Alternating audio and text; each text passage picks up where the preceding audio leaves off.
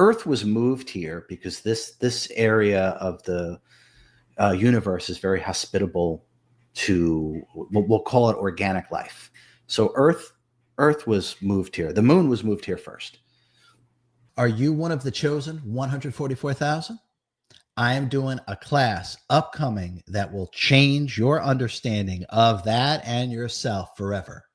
Click on the link below.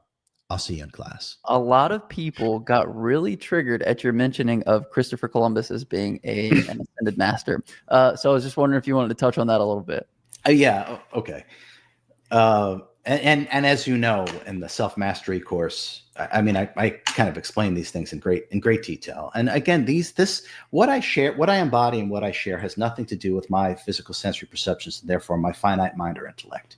Everything that I embody and share has to do with the higher mind and the accessing or the realizing of the self or self-realization. Okay. So I'll try to keep it short and sweet, which is really hard for me to keep anything short and sweet. But what I will say about Christopher Columbus is that there is a higher self, right? And we are all, I always talk about an octopus and a tentacle, and we are a tentacle or a projection of our higher self. Okay. So the higher self that projected Christopher Columbus, it's the same higher self that also projected Saint Germain and Merlin and Moses and Francis Bacon and Saint Joseph and Saint Alban and Plato and Amelia Earhart and Christopher Columbus and yes, R.J. Spina. So the role of Christopher Columbus, his mission in that life was to bring about the continuation of the individualized free will experiment, which is humanity, by finding or locating or recognizing a land where all sorts of people would be able to come in, whether they're Asians and Europeans. So the idea was to continue the free will experiment and to allow every type of person to come into the melting pot that is America. So all of humanity could actually experience this individualized free will project about freedom, about continuing it. That's really his mission was not to try to correct systems that had been in place forever. His idea, his mission was to do just what I said. And he accomplished it. Now, the narrative is to just blame him for everything that came before. But that's just a narrative to make you feel disempowered and victimized. That's all it is. The much larger picture has to do with what I just said. He was a key component in the continuation of the human experiment, which is the experiment of individualized free will, by opening up that to every kind of race, creed, every kind of person could then come and experience the direct freedom. That's the short version. And if I keep going, this interview, we're going to need hair and makeup change and wardrobe change. So that's the short version of Christopher Columbus.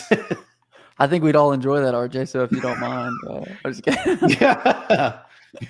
I think we should do a whole episode or a class on the Free Will Project. I think that would be a lot of fun. And if you guys agree, put it down in the comment section so RJ knows. Yeah. I think, could be good. There was a question that I was going to ask you about the Free Will Project. I mean, obviously time doesn't really exist besides down here, right? However, at one point in time, there was no Earth. And I guess there was, within the Free Will Project, a desire to create an Earth so that way we could continue to learn and advance and something to that effect. Excuse me. Yeah. I mean, so Earth was moved here because this area of the universe is very hospitable to, we'll call it organic life.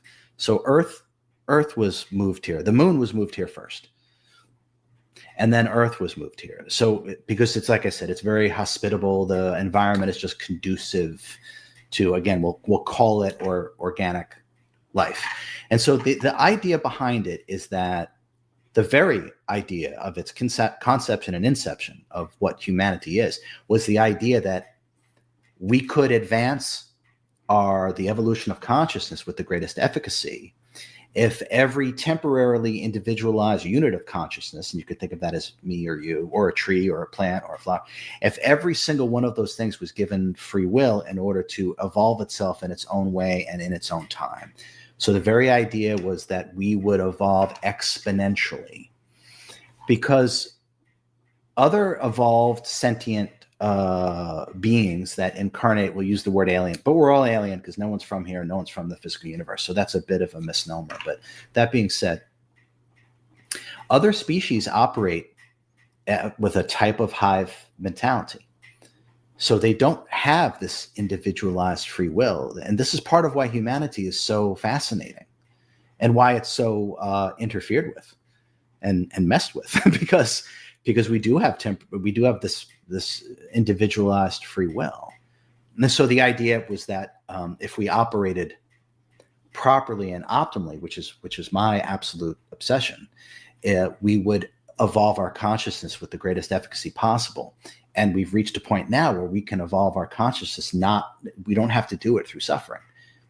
We've run this experiment several times. And so now we can evolve ourselves with great efficacy, with complete efficiency.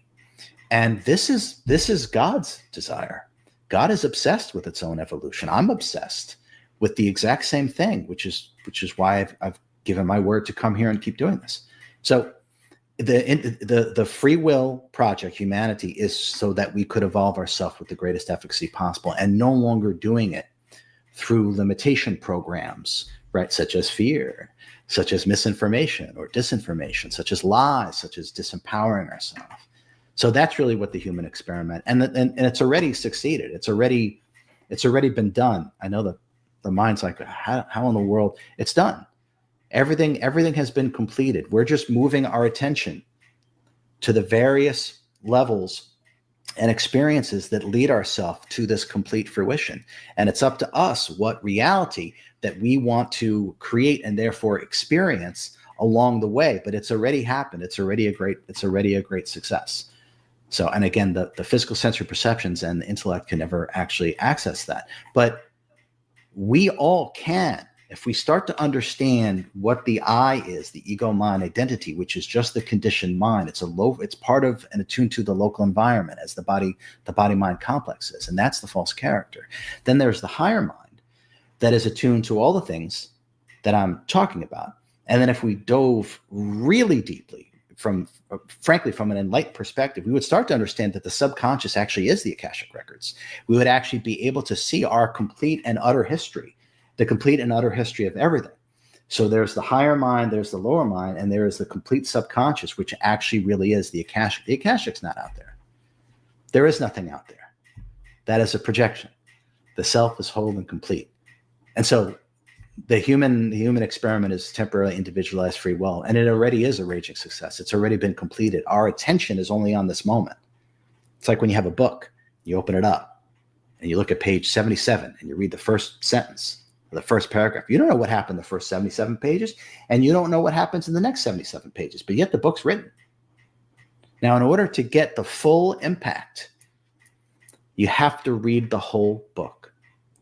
So we have to keep putting our attention on these different timelines and these different experiences so we get the full impact of the individualized free will experiment, which is what we call humanity. Now, RJ, inside of this thing, where'd you say the akashic was? So I could just find it. Left hand pocket. Okay, got it. Left hand pocket. There it is. Yeah. I didn't look there before. No. You breaking that down was absolutely beautiful, and it makes a lot more sense. Like you had said previously that all of this was just a bubble of God's imagination, and I feel like you kind of breaking down what all this was makes that make a lot more sense, at least to me. So I appreciate that. Yeah, everything's imagination, my friend. Everything.